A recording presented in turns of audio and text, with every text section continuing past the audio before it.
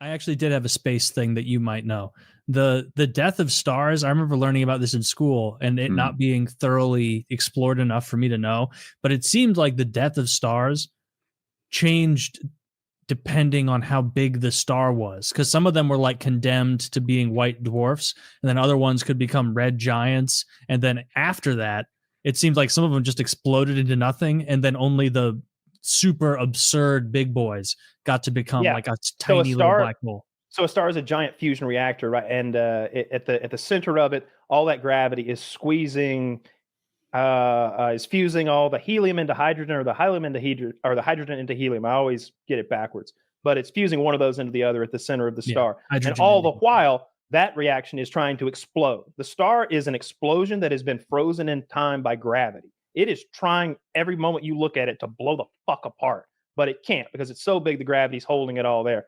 But once all that material goes away, eventually it wins. The gravity does. And so the star collapses in on itself, and then multiple things can happen depending on the materials present inside the star and how much mass there is, how big the star was when that happened.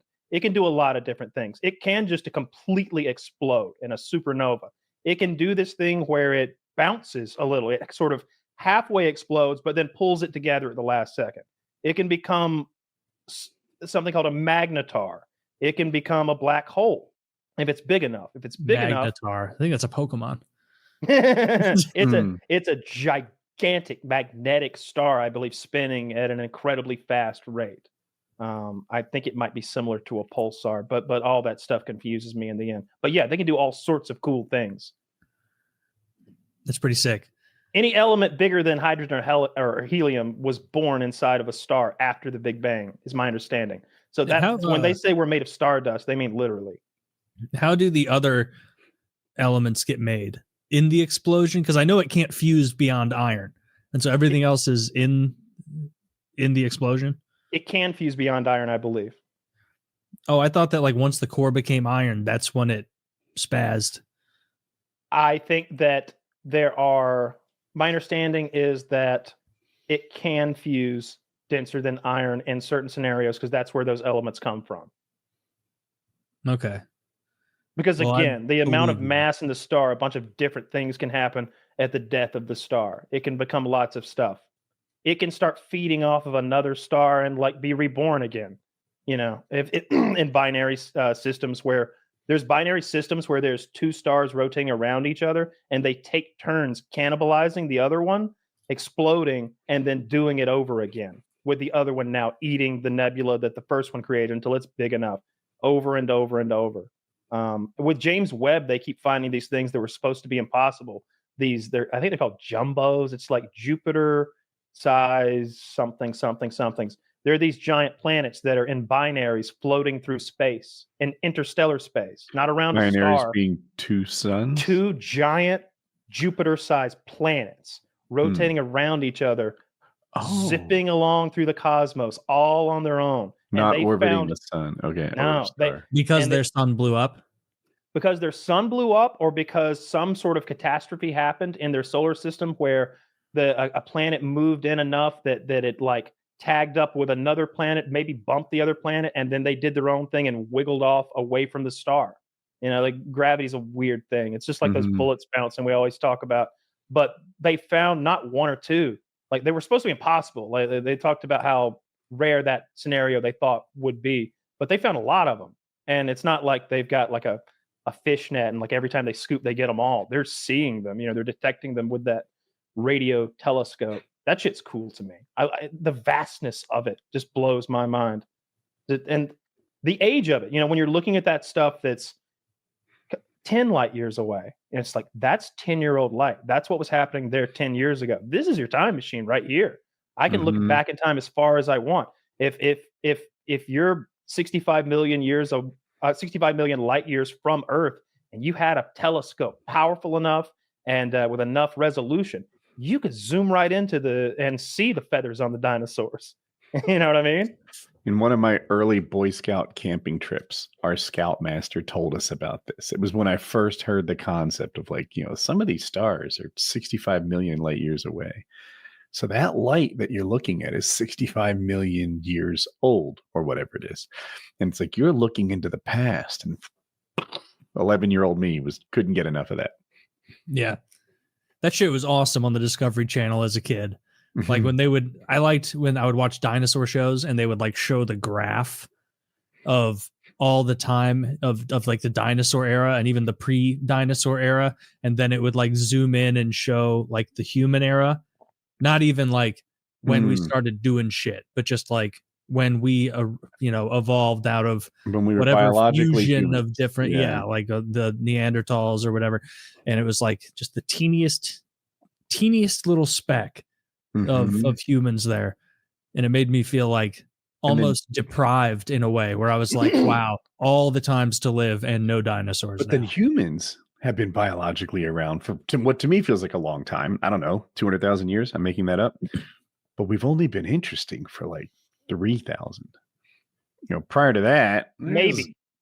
Well, no, maybe we forgot. Maybe it all got washed away and reset. Yes. I want to find evidence for those theories so much. And it's not that it's not out there to anyone who's going to like link me a bunch of stuff. I just haven't done my due diligence. But like the idea of ancient civilizations that were advanced is so fucking cool. It's my favorite topic. It's my favorite fantasy. There you go. Cool. Dude, I don't know why you're so anti-feather. Feathers are badass. Badass. You take a scaled dinosaur, which is basically a naked, undefended dinosaur, and you give them feathers, and those feathers fluffle up and they get 30% bigger than they really are, and they shake and they wiggle, and the sound is intimidating like a rattlesnake's tail. Even you don't think that's cool. I do. No, scales are tight. You see, if alligators had feathers, we'd You know what I think? Have you seen that bird that does the beak slapping thing to intimidate its like enemies or whatever?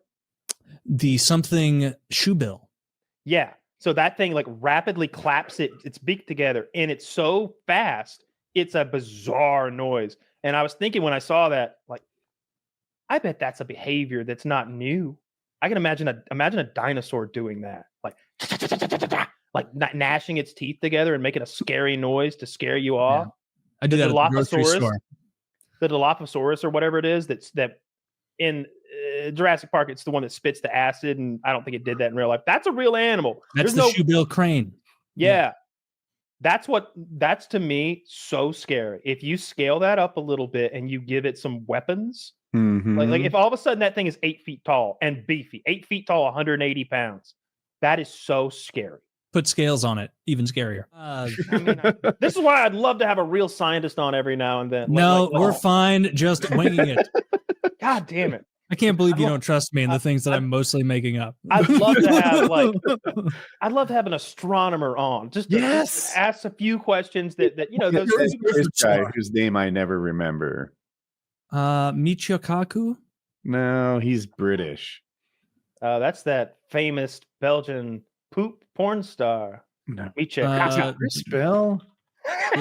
Oh no, I remember you were saying to listen to the Joe Rogan with him on it because he was really good, right? He was so good. Is it Michael Cox with an X or something like that? Yeah, that's the not the I like so much. A different guy. A different guy.